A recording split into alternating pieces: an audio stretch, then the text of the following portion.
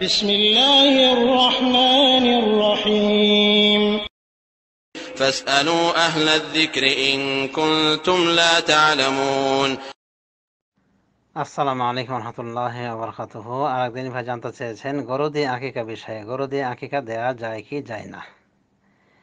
এবং তিনি বলেছেন তার ছেলের আকিকাতে দুটা বকরি ছাগল দিতে চান, কিন্তু জনগণ বলেছেন বা আত্মীয় স্বজন বলেছেন যে দুটা বকরি ছাগল তো হবে না, মানুষ যেহেতু অনেক বেশি, তাই তুমি গরু দিয়ে আকিকা দাও। আর গরুতে নাকি 7টা পর্যন্ত আকিকা হয় 7 জনের পক্ষ থেকে। তো সঠিক কোনটা জানতে চাওয়া হয়েছে। জি ভাই, আপনাকে বলছি যে গরু দিয়ে আকিকা দেওয়াটা বলা যায় যে এক প্রকার বিতর্কিত আকিকা। এখানে সবাই একমত নন। কিছু ওলামাদের মনে করেন গরু দিয়ে আকিকা দিলে আকিকাই হবে না, কিছু ওলামা মনে করেন গরু দিয়ে আকিকা দিলে দুটো দেওয়া লাগবে, আবার কিছু ওলামাদের মনে করেন যে না, একটা দিলেও হবে। তো বলা যায় যে অধিকাংশ ওলামাদিন গরু দিয়ে আকিকা দেওয়ার পক্ষে গিয়েছেন, কিন্তু কিছু ওলামাদিন ভেটো দিয়েছেন, তারা বলেন যে হবে না। এই সমস্ত ওলামায়ে দ্বীনের কাতারে রয়েছেন মা আয়েশা সিদ্দিকা রাদিয়াল্লাহু তাআলা আনহা।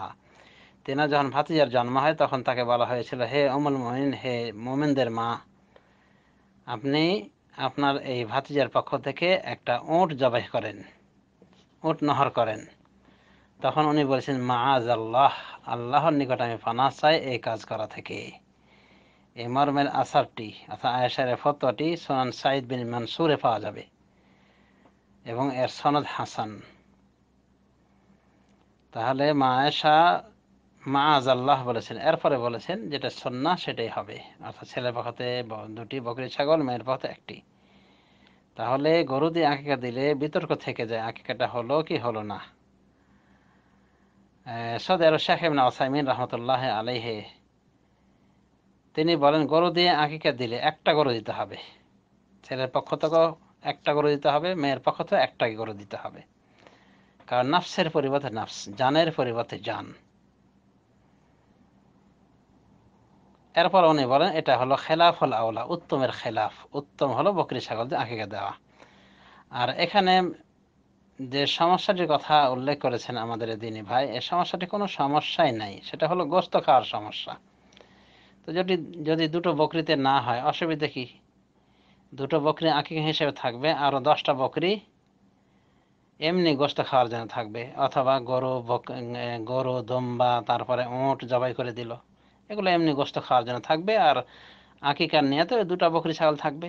আমি সৌদি আরবে এক দাওয়াতে গেলাম, আকিকার দাওয়াত। তো আমার ধারণা ছিল বা যেটা বিশ্বাস যে আকিকার পশু তো ছেলে হলে 2টা হয়, কিন্তু দেখলাম যে আমরা দাওয়াতে যতটি মেহমান ছিলাম 5-6 জন করে এক একটা প্লেটে বসেছে, আর প্রত্যেকটা প্লেটে একটা করে মাথা, গনমের মাথা, দুম্বা খাসির মাথা। তো আমি চিন্তা করলাম যে ব্যাপারটা কি, আকিকা হয় 2টা বকরি ছাগলে, এরা এত আকিকা দিল, এটা বিদআত হলো না তো?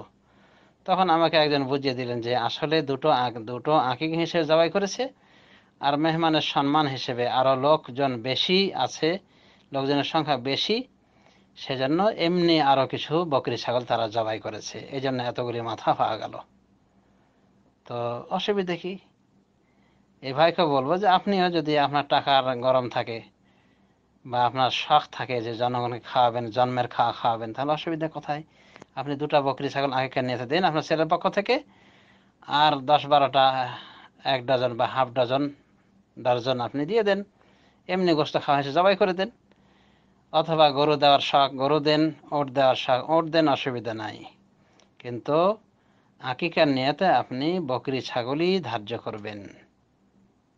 আশা করি উত্তর পেয়েছেন। বারাকাল্লাহ।